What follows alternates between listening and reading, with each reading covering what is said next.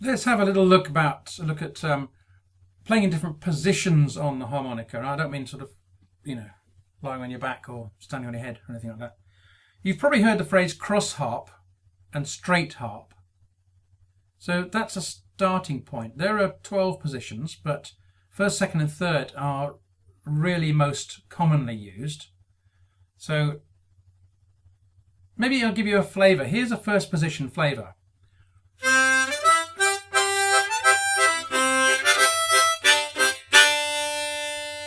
So how would you describe that? It's kind of straight, major key, sounds a bit old-fashioned-y, a bit old-timey.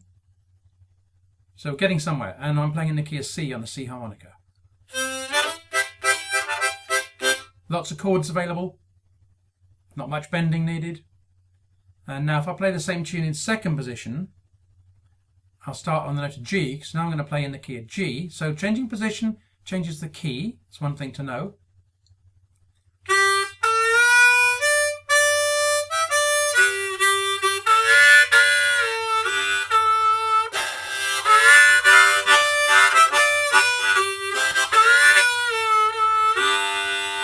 So I've still got some chords available, and I'm playing in G now, second position, but you'll notice it sounds much more bluesy. There's lots more bending involved. So second position is more of a bluesy key, that's for sure, compared to first position. And they call that cross-harp. The idea was that you were crossing the keys. I mean, every instrument can play in 12 keys, but when the early harmonica players were doing it, because you had a harmonica that was in each key, you would think each one should be played only in that key. Turns out they can all be played in all keys. So cross-harp was the phrase. Second position is probably the technical term.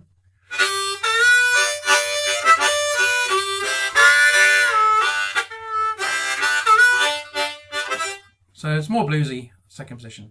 Third position is more minor key. I'm playing in the key of D now, D minor.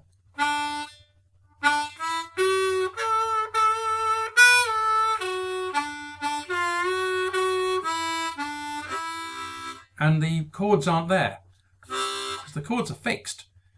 The chords are fixed, C, E, and C, G, and D minor. That's the only chords we've got. So I can't use the chords. So it's not, third position is not really very good for chording.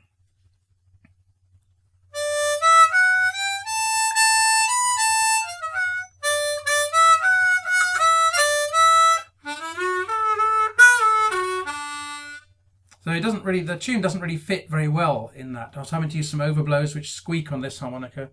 They don't on that one. Third position would be better used for a minor tune, because the minor position, something like Scarborough Fair.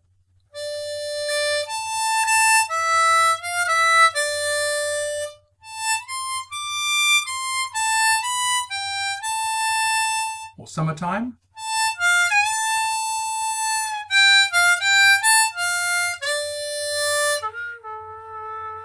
So a minor key tune is going to be better in third position. A bluesy tune is going to be better in second position. And a major tune, like a folk tune or a hymn or a church carol or something like the Christmas carol, those are all going to be, not all of them, but generally speaking, you could say they'll be better in first position.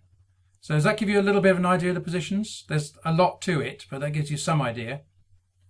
And on a C harmonica, first position is C, and second position, C, D, E, F, G. The circle of fifths is an important thing in music, so you count up 5, C, D, E, F, G. G is the note or the root of second position. And then if you do the same thing again from G, G, A, B, C, D, D is the third position key. And so it goes on 12 times until you reach C again. So that's first, second and third position. So if you were playing a something you wanted to sound not bluesy,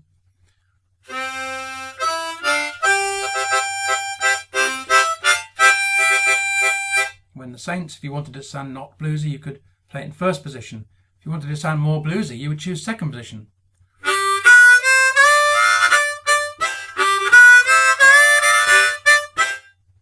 And if you wanted to play a minor key piece, you know, like the Thrill Is Gone,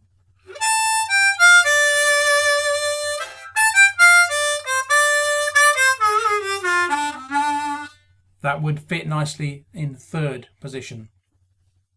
So does that give you a little bit of an idea?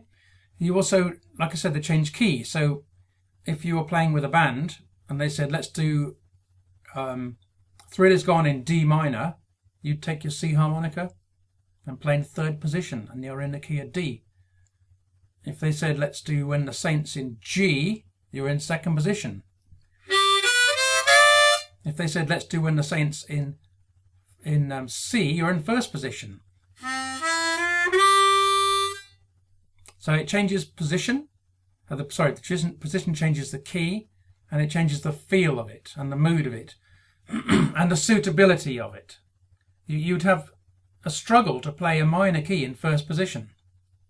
You can do it, or second, but it's more work. It's not, you're going against the grain. So the positions are really what comes out of the harmonica most naturally. The easiest way to play is using positions. It's worth a bit of study. It took me quite a while to figure it out, but it's worth a look.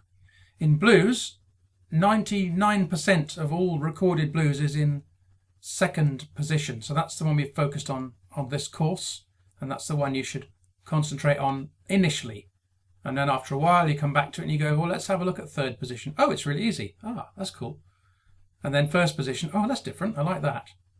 And then after that, third, fourth, fifth, sixth, 12th, and 7, 8, 9, 10, 11 are less useful, but people use them. People use them. Anyway, second position is probably the one for you right now. Forget about the others until later. Okay, hope you've enjoyed the course. Come and join me on Blues Level 2, and we'll start looking at bass lines and other useful things. See you later. Bye for now.